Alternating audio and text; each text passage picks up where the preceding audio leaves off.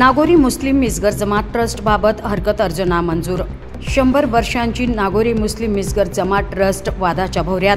नागोरी मुस्लिम मिसगर जमात ट्रस्टचे अध्यक्ष युनुस सुलतान तांबटकर यांच्या नेतृत्वाखाली ट्रस्टचा बदल अर्ज धर्मादाय उपायुक्त अहमदनगर यांनी नामंजूर केलाय। हा बदल अर्ज इम्रान शफी अहमद शेख यांनी दाखल केला होता, अशी माहिती रेहन काझी यांनी पत्रकार परिषदेत दिली।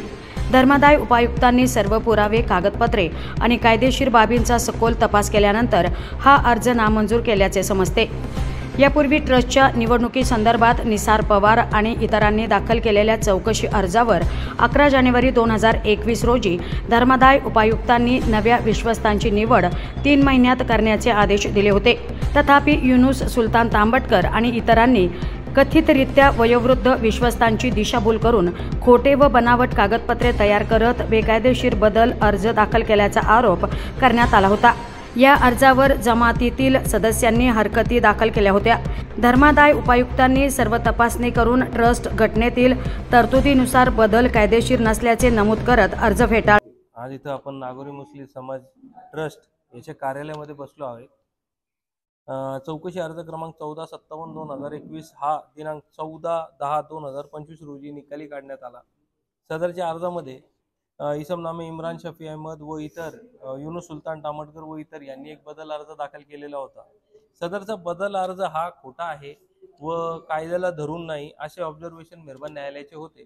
सदरचा बदल अर्ज त्यांनी ज्या अर्जाला धरून, ज्या चौकशी अर्जाला धरून दाखल केला होता तो होता 2265/2017। आता या 2265/2017 मध्ये काय असं सांगण्यात आलं होतं? 2265/2017 मध्ये असं सांगण्यात आलं होतं की बाबा सदर न्यासाचे इलेक्शन घेण्यात यावे आणि इलेक्शन घेण्यात यावे आणि मग न्यासाची नवीन विश्वस्त मंडळाची स्थापना करण्यात यावी। आता त्याला तडा देण्याकरिता बॅकडोरनी एंट्री करण्याकरिता एक इसम होता जो 1977 साली जो कार्यालयामधून निवृत्त झालेला होता, म्हणजे तो कार्यक्षमतापासून वंचित झालेला होता।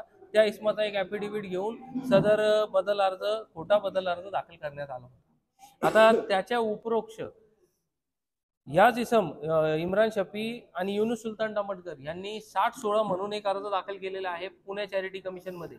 येथे त्यांनी शपथेवर, ॲफिडेव्हिटवर सांगितलेलं आहे की सदर न्यासाला कोणताही विश्वस्त नाही। ही बाब मेहरबान धर्मादाय आयोग यांनी गृहीत धरलेली आहे आणि त्यांनी असं सांगितलेलं आहे की ज्यावेळेस तुम्ही तिकडं सांगता पुणे येथील धर्मादाय आयुक्तामध्ये का बाबा न्यासाचा कोणताही विश्वस्त नाही, मग तुम्ही हा विश्वस्त जिवंत करून आणला कुठून आणि मग ह्या विश्वस्तांनी दिलेल्या अर्जानुसार तुम्ही इथं बदल अर्ज दाखल केला कुठून? आता ही परिस्थिती जी आहे, या परिस्थितीचं अवलोकन करून मेहरबान न्यायालयाने त्यांचा बदल अर्ज फेटाळला होता। परत त्यावरती अजून त्यांनी जे 5 विश्वस्त जे निवडलेले होते ते 5 विश्वस्त असे होते की जे नगरमधनं होते, परंतु जी घटना पाहिली असता घटनेच्या आधारे विश्वस्त हे महाराष्ट्रामधील ज्या ठिकठिकाणी असणारे,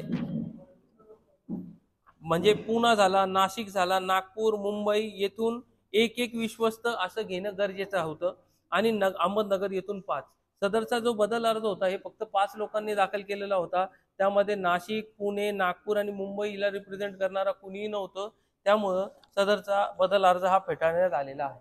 आणि त्यामध्ये सर त्यांनी जे पहिले अवैध काम केलेले आहे त्यांचे अभिलेख शाखेमध्ये परत करण्याचा, म्हणजे ही शाखामध्ये परत करण्याचा आदेशही झालेला आहे। आता त्या लोकांबरोबर आतापर्यंत जेव्हा समाजाची परिस्थिती पाहिली असता काही लोक बनाव करत आहे का ते समाजाचे विश्वस्तच आहे आणि त्यांच्याकडून भाडे वसुलीचा प्रयत्न करत आहे। त्यांना पहिलेच 101च्या ऑर्डर नुसार त्यांना डिफॉल्टर आणि त्यांना फ्रॉड घोषित करण्यात आलेला आहे। म्हणून माझी अशी विनंती आहे की युनुस सुलतान तांबटकर आणि अजून एक गैरसमज पसरवण्याचा प्रयत्न करत आहे का जे निवडून आलेली विश्वस्त आहेत त्यांचा बदल अर्जही नामंजूर झालेला आहे आणि आज कोणताही विश्वस्त नाही। सदर न्यासाचा कारभार हा 1248/49 मिसगर लायब्ररी शाळा येथे त्यांच्या ऑफिस मधनं कार्यरत आहे आणि तिथं चालत आहे। आता सगळ्यांनी नोंद घ्यावी की 732 जो बदल अर्ज आहे तो प्रलंबित आहे आणि तो 100% तो निकाली होणार आणि तो रद्द झालेला नाही। ह्या दिशाभूल पासून लोकांनी, समाजाच्या लोकांनी आपल्याला सावधान ठेवावे।